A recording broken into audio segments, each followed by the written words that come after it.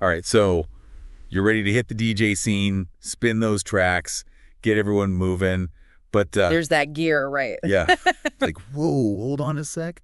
But what if I told you those platinum records you want to spin? You don't need a platinum budget to start DJing. Seriously, some of the most inventive, you know, really out there DJs I've seen, they started with almost nothing. Really? It's all about being resourceful, not about having the newest, shiniest gear. And that's what's so great about this guide we're diving into, how to begin a DJ business with little money. Doesn't that just sound inspiring? Making those DJ dreams real, but without emptying your bank account. I love it. So where do we even begin? I see this guide jumps right into different setups. Am I right? Absolutely, yeah. It talks about the main ones. Mm. Traditional vinyl. The classic. Right, then DVS. Okay, now for those of us who are like, DVS, what's that stand for again? Help us out. So, digital vinyl system. Basically, you're controlling digital music files, but using turntables with this special record that's time-coded. Pretty cool, right? Very cool. Yeah. But what this guide really emphasizes for beginners is going fully digital. DJ, controller, and software, that's your most budget-friendly entry point. Makes sense. Yeah. Especially because you can get a decent laptop and controller without needing a massive vinyl collection or like those top-of-the-line turntables. Speaking of controllers, though, for anyone listening who's like, what is that? Explain it.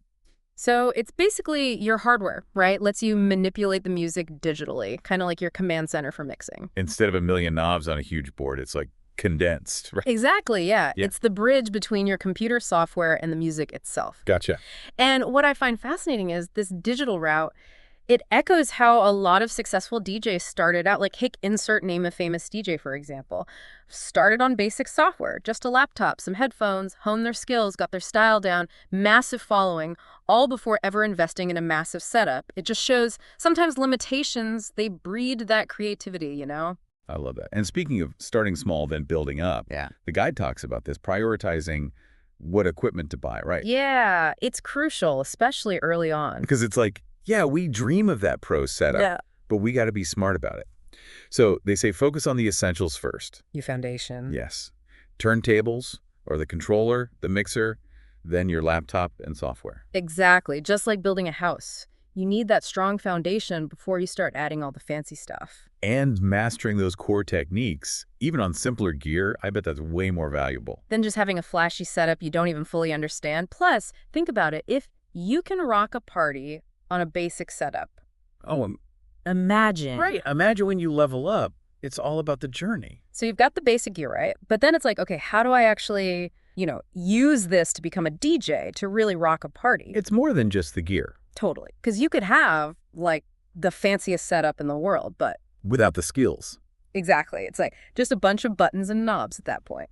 Like having every color paint you can imagine, but no idea how to actually blend them, 100%. And this is where I think the guide gets really cool. Because it reminds us DJs, it's about so much more than just the equipment. It really is. And what I love is it's like learning without breaking the bank. It talks about these free online tutorials, Yeah. right? Like YouTube channels. They mention DJ check tools. Great for beginners. Oh, absolutely, yeah. There's so much knowledge out there now, and it's never been easier to access. It's amazing. And it's not even just about, learning the techniques. It's training your ear. It's understanding music theory, developing your own style, all that. So important, yeah. And connecting with other DJs too, right? The guide talks about community, like online forums, social media groups, local workshops even. Finding your tribe, it's like just as important as finding your sound, it seems. Totally, totally. Surround yourself with people who share that passion. Because passion is key. Which leads into, I think, the next thing the guide talks about, crafting your DJ persona. Basically, what makes you as a DJ, stand out. Yeah, what's your unique flavor? Exactly. And it talks about building a strong brand, even on a tiny budget. This really spoke to me because I've always felt like any creative field, that identity is crucial. It's everything. So they're like catchy DJ name, visually appealing logo, consistent message about your style. It's like, what's your superpower? Your signature sound. I love that. Are you all about those high energy, get everyone moving bangers? Yeah. Or are you more of a vibe curator? Spinning those like soulful deep cuts, that intimate atmosphere. Oh, I like that. Right? Are you the master of smooth transitions? Are you the king or queen of the unexpected mashup? Oh, the mashup.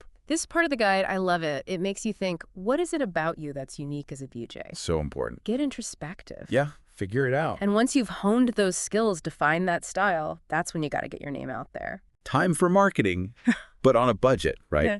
That's the key thing here. On a shoestring, but there are ways. I was actually surprised by how many creative strategies this guide had for that. Oh, yeah, you can get scrappy, and it's about connecting with your audience authentically more than anything. It's not like you need to, blow your budget on some big fancy ad campaign right away. Exactly. Like the guide mentions, building a website, having that professional look, but using these budget-friendly platforms, right? Totally. Like Wix or Squarespace. Yeah, those are great. I played around with those. Yeah. And you can really make something that looks really impressive, even if you're not like a coding wizard, Absolutely. And of course, social media, we can't forget that. Yeah. But it's not just throwing a flyer up every now and then, Right. This guide is really encouraging DJs to think of it more as sharing your journey, like behind the scenes at a practice session. Oh, I like that. How you find new music, maybe a little sneak peek of your latest mixtape. It's like giving your audience that VIP pass to your world a little bit, which I love. Exactly. And speaking of, let's talk gigs,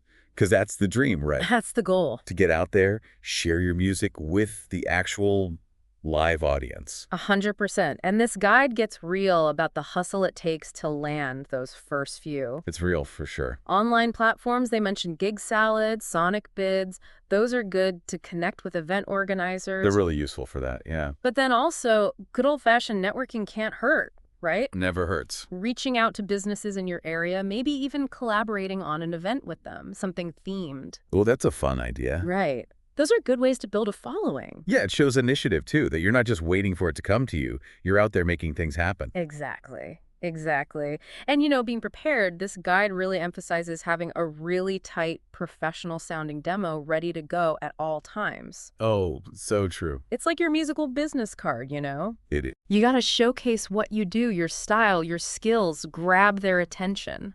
Totally. Okay, this next bit, this is where things got really interesting for me, because the guide starts encouraging DJs to think beyond just, those one-off gigs, but hosting their own events. Oh, yeah. Had you ever thought about it like that? It's brilliant. It's taking ownership, right? It is. Owning your brand, creating an experience that's uniquely you. And it doesn't have to be this massive, stadium-sized thing. It could be a themed party at your house. Exactly. Collaborate with a coffee shop, weekly DJ night. Oh, love that. Team up with other artists, do a multi-genre thing. The possibilities are really kind of endless. Endless. When you put it that way, it's so true. You're curating this whole vibe, which is powerful. It is. So we've covered a lot. Gear, skills, branding, how to market yourself, gigs, even hosting your own events. It's a crash course. It really is. It's a lot to take in. It is. What stands out to you the most from this whole deep dive? Honestly, for me, it's that reminder that passion and being resourceful, they can really take you far. So true. Starting a DJ business on a budget, it's totally doable if you're willing to put in the work, if you're willing to learn, if you're willing to try things, experiment. So important. And, don't be afraid to reach out to DJs you admire. The music community's full of really supportive people. It really is. I've found that to be true, too. Yeah, so to all you aspiring DJs out there, I say turn up that volume, hone those skills, don't ever let go of that musical dream. I love it. Who knows? Maybe one day we'll be deep diving into your amazing DJ journey. That's right. I hope so. That would be awesome. All right. Thanks for listening, everybody. We'll catch you next time. Thank you so much for tuning into this podcast. We're thrilled to have you here, and we hope you're enjoying the content we're sharing. Now, if you're interested in starting your own DJ business, we've got a fantastic resource for you.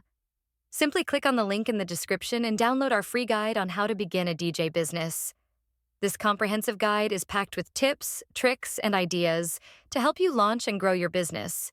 Don't forget to hit that subscribe button and stay up to date with all our latest content, tips, and ideas for running a successful DJ business. We're here to support you every step of the way. Once again, thank you for your time and for being part of our community.